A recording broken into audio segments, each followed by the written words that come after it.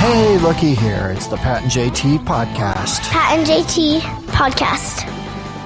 Well, everybody, welcome back from the freaking weekend. Something I wanted to say first. I think we need to normalize in this new kind of era of potentially up and coming Husker football that we need to normalize moral victories. I saw more complimentary posts about this loss than I've seen about a loss in a long time. Yeah. Because they're what they ranked 4? Yeah, they were 4th. Yeah, and we shut them down. And I think, and looking back at the game before in Indiana, I mean, sometimes some teams just has your number and you have a bad day, and I think that was the case.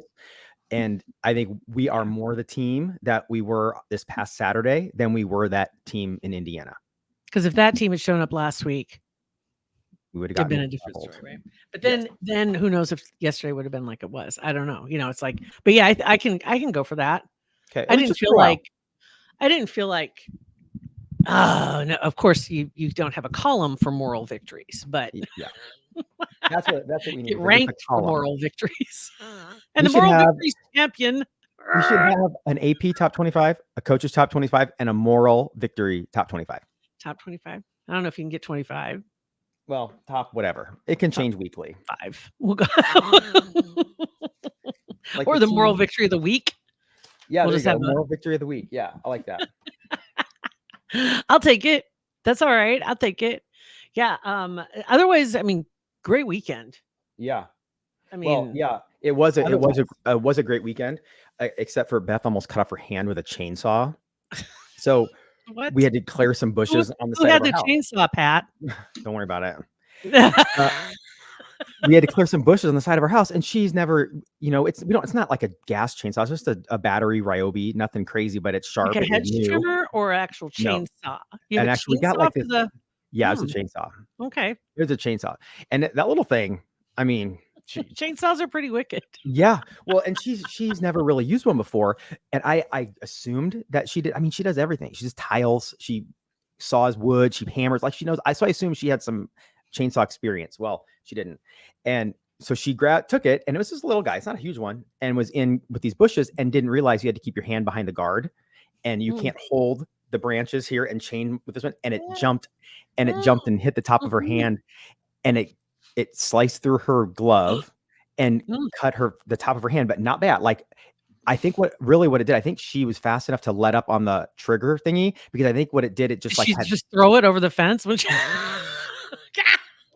Well, and so I always get on her because she's so, and I don't want to say she's careless, because she's not careless, but she's like you. She'll just do stuff. Like she'll drag couches upstairs when it's like, I'm here, I can help. You don't have to do it by yourself. It's easier if you don't help. Well, I think she realized now that she said that a few times too. Oh, she has. It's just, to me, it's easier if nobody helps. Just let me struggle. Yes. And I'll get it done the way I want it. And then I'll have to contend with the nicks in the wall if I did it. And then I'll fix it. But if you put a nick in the wall, I'm going to be pissed. It's not a mystery in our house that it's easier if she just does it. That's funny. So but oh my God, though. That's so. So she stopped dangerous. And like all of a sudden she stopped and she didn't say anything. She just said, babe. And when I heard that, I thought, first of all, I thought she found like a baby animal or something, because she didn't. And I looked over and she had this weird smile on her face, and I'm like, what's the matter? And she goes, I think I cut myself. I'm like, uh-oh. And so by the time I got over there, it wasn't even bleeding that bad. But if it had gone an eighth of an inch deeper, Yeah. like her tendons, everything. It would have been rough. But she said, because the last time, I don't ever get mad at her. I get like, she said she made sure that I registered that she was okay before she told me what she did. She's like, I looked at you. She wasn't ready for an overreaction. Yes. Like, I don't want it to spiral out of control. Yes. I remember seeing, I mean, this happens to a lot of people. They're very dangerous and they do jump easily, especially the smaller things that you're cutting, the more dangerous it seems to be. If you're going in on a log, you're cutting, right? Yeah, they scare me. Branches, they're scary. And I remember same type thing happened and it jumped and it hit the guy was wearing he had a watch on, heavy, like a heavy band. It was a metal watch and it hit the watch and bounced off of his wrist. Oh. Otherwise it would have been right there.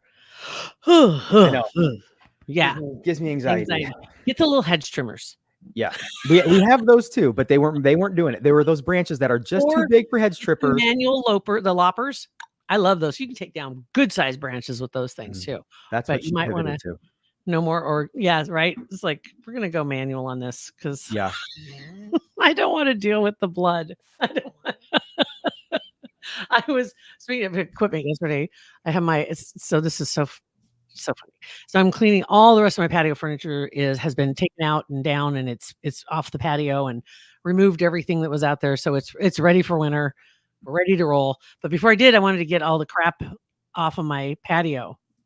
So I had my leaf blower, which it worked really well. Now it's all back again. But anyway, I got all the cobwebs out that were in places that I wanted to get them out of. And I'm out there, weird. Leaves are going everywhere, not because of me. But then on the way, when I was driving down the road yesterday, I'm at a stoplight and there's a crew working on a yard. There's a guy walking down the sidewalk with his leaf blower. And I'm like, dude, you obviously, they wanted to get you out of the way. Yeah. To go through because the leaves were just filling in right behind him because the wind's blowing like crazy. And leaves were going everywhere. There is no clean yard right now. That was clearly go look for the keys to the batter's box, Randy. Yes. And get out of here. So don't fall for it. If they tell you to get the leaf blower out the next few days, don't fall for it because it's a joke. So yeah. But anywho, let's see what else is going on here. I was going to grab Beyonce in big trouble because she showed up, at the rally. Yeah. Regardless politics wise, she was at Kamala's rally. But anyway, she didn't perform. And I'm going to tell you, the story gets worse and worse as you hear about it. Reports are she got paid $10 million to show up. 10? Mm-hmm. With the expectation she was going to be singing. Because that's why people showed up. They were reporting it on all the networks. I just assumed that when someone endorses a candidate that they're just doing it because that's what they do. They're not getting paid to do it. On either side, I didn't think anybody got paid. I think there's a few influencers, Wow. that you want my voice there, you're going to have to pay some money. And so that's the thing to always think about when you see famous people showing up at places. It's usually not out of the goodness of their heart. There's an ulterior motive and they're willing to share. They're willing, I think that for a lot of them, they still have some discernment about where or who they're going, where they're going to go, who they're going to endorse, but you're still going to pay them to be there. Yeah. Because it's time out of their day. And so they'll still want to be paid for it. During the day, earlier in the day of the rally, they were doing a sound check and playing her music a cappella. Right. So it sounded like she was there doing the sound check, which she wasn't. It was the sound people doing a sound check. And then there were reports that, the sound system was awful. It's terrible. And I'm like, I have a hard time believing that because I know they're well funded and I believe you would have had the best of the best to be there for that many people at that size of an event. You're going to have that there. And they said, oh no, the sound system was terrible. She did the right thing by not singing. But there was a lot of people. The only reason they showed up was because of the performer. That's the other risk you run too. And that they were billing it that way. Yeah. And so then there were a lot of people that were disappointed and the Bayhive has not really spoken too much about it themselves as far as the defense. But anyway, 10 million was the number that I saw. Wow, that's a lot. And I get like having your airfare taken care of and your crew pay, hotel or whatever, but that's just a lot of money. That's probably how much she makes in a day. Normally, Yeah. that's what her time's worth. Yeah. But she could have like, choked out a national anthem or something, couldn't she? A cappella, just something, maybe one verse. She didn't even have to sing a lot. And then they would have said, oh, she sang. Yeah. And the base is covered. But whatever. So anyway, so that happened. What else happened? Oh, rumors are getting really steamy hot about the Markles and an impending divorce. So I told you, we talked about that they bought the house in Portugal. Right. And now there's another story that came out by a guy. His name is Hugo Vickers. Hugo Vickers is a entertainer, but he's also a biographer, and he's written some royal biographies in the past. He knows the royals, and he's the one that's reporting on this speculation this time. And he said, I hate to say this. He said, but it looks like the Duchess might dump her husband just like he dumped the royal family. This is the quote. I hate to say it, but her form is she dumped her father. She dumped her first husband. She dumped her boyfriend in Canada. She dumped her best friend, Jessica Mulroney. She then dumped the entire British royal family. So who's next? The only one that's left. So, and she's set for life. Yeah. Oh yeah. She's set with that. And so that's and now she'll probably want to get on with name an agency in Hollywood and try and get a job or something. But and there'll be an agency that will sign her. Somebody will, because they'll make money on it. Yeah. Even if you had to hold your nose, somebody's going to pay the money to have her show up because people will come look. She's a car wreck and people want to come watch. Mm-hmm. Oh yeah, for sure they will. So that's the latest. And they said that he more than likely really wants to return to his quote homeland, especially after his father and brother offered kind of an olive branch when they sent birthday wishes his way. Oh, interestingly, that is interesting. And not only that, they said the Prince of Wales recently recalled sweet childhood memories he had. We're talking Harry's older brother, the Prince of Wales. Sweet childhood memories with his younger brother when he did an appearance recently on a documentary. So they're kind of like doing a dance. Yeah. Huh. So, could odd. Be weird. Hi, Denise. I just saw you. You made it. Thank you. And we're here too. Barely, but we're here. We made it too. Yes. So there was that little story. And then I do have a video for you. Just going to show. Let me see if there's anything else I should do first, because you get out of order. You can't go back. Once I play this video, I can't go back. No, there's no going back. I'm just going to tell you. It's coming though. Hold on. Double checking to make sure I don't have anything else. There was a couple other stories. So some Diddy news.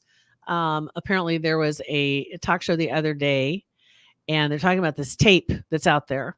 And I can't confirm or deny who it is, because I've just seen speculation to this point. And there's some high profile names floating around that are part of this tape that was from many years ago.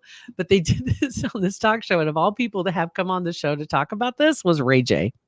Right. Random. And if you don't know who Ray J was, funny part in the comments, somebody's like, wait, isn't he the one that did the tape with the Kardashian? And somebody said, yes, directed by her mother. I mean, it is what it is. Yes, that is 100% true. Oh my God. And then it just went down this rabbit hole. And also the Kardashian sisters stole American Express card from Brandy. Remember that story? Yeah, I do. One of the Kardashian sisters stole Brandy, Ray J's sister, stole Brandy's American Express card and charged about $200,000 on it. It was settled. Yeah. But that just kind of went away. I forgot about that guy. But Ray J's still out there looking for some tension. Yeah. Look at me over here. I can tell you stories. I got stories. You want to hear stories? I was at a party. I got stories. Yeah. He claims that he was at a party at one time too, and worked it right as a DJ. That's another, just like what's his bucket said the other day. What was it? Who was that? Cannon. Nick Cannon, yes. Nick Cannon said that. That's right. I had to think for a minute. I couldn't remember his name. So anyway, so there was that story. So we'll get rid of those. Now we're going to go to the video. Okay. Yeah, this is fantastic. Hold on. Okay. I'm sharing the screen. Here we go. Take me just a second. I can get this right. And you should see a guy walking, or he's just standing there right now. You see him? There's the guy. Yep. See him. All right. I know you see the thing on his head. It's real. Here we go.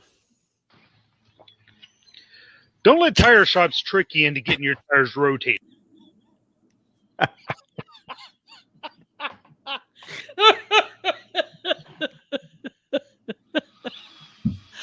Okay, that's enough of that. I Okay. mean,